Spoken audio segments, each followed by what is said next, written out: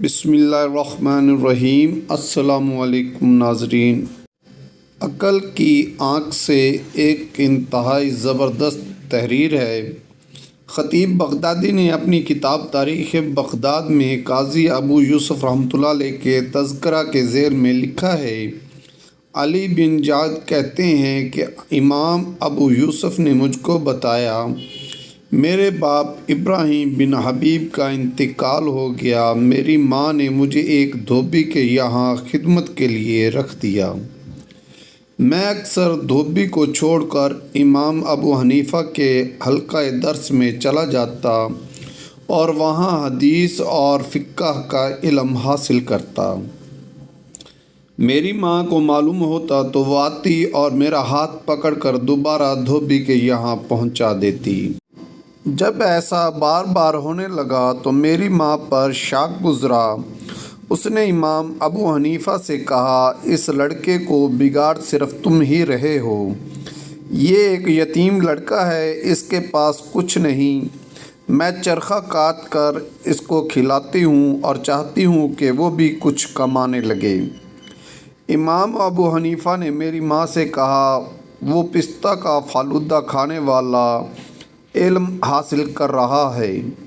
میری ماں یہ کہتی ہوئی واپس چلی گئی کہ معلوم ہوتا ہے کہ بڑھاپے کی وجہ سے تمہاری عقل جاتی رہی ہے۔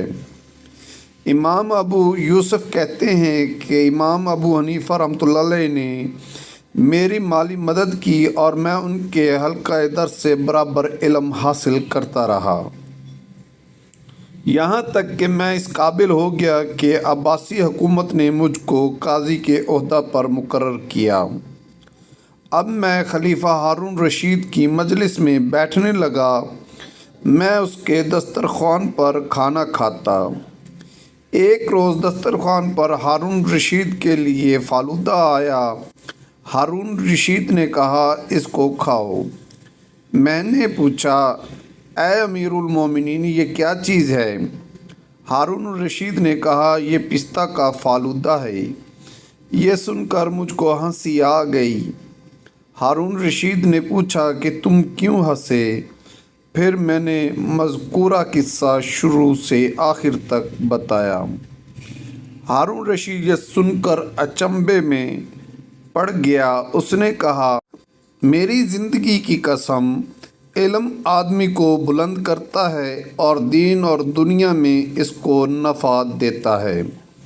اللہ ابو حنیفہ پر رحم کرے، وہ اپنی عقل کی آنکھ سے وہ چیز دیکھ لیتے تھے جس کو وہ اپنی سر کی آنکھ سے نہیں دیکھ سکتے تھے۔ انسان کے چہرہ پر اللہ نے دو خوبصورت آنکھیں دی ہیں جن سے وہ تمام چیزوں کو دیکھتا ہے، مگر ان آنکھوں سے جو کچھ نظر آتا ہے وہ صرف ظاہری چیزیں ہیں۔ زیادہ گہری اور زیادہ بامعنی چیزیں دیکھنے کے لیے ایک اور آنکھ کی ضرورت ہے، یہ بصیرت یا عقل کی آنکھ ہے۔ جو شخص صرف سر کی آنکھ رکھتا ہو، اس کا دیکھنا ایسا ہی ہے جیسے کوئی شخص مشین کے اوپر کا ڈھکن دیکھے مگر اندر کے کل پرزوں سے بے خبر رہے۔ ایسا دیکھنا نہ دیکھنے سے بس برائے نام ہی مختلف ہے۔ بڑھیا کی ظاہری آنکھ نوجوان کا مستقبل صرف دھوبی کے خدمتگار کی صورت میں دیکھتی تھی، مگر اسی نوجوان کو جب ایک عقل کی آنکھ والے نے دیکھا تو وہ اس کو بادشاہ کے دسترخوان پر بیٹھا ہوا نظر آیا۔ عقل کی آنکھ آدمی کو کس طرح حاصل ہوتی ہے، اس کا ایک ہی جواب ہے۔ یہ صلاحیت آدمی کے اندر اس وقت پیدا ہوتی ہے جب کہ وہ سر کی آنکھ سے نظر آنے والی چیزوں سے اوپر اٹھ جائے۔ معنوی حقیقتیں ظاہری حقیقتوں سے پرے ہیں، اس لیے معنوی حقیقتوں کو وہی شخص پاتا ہے جو ظاہری حقیقتوں سے گزر جائے۔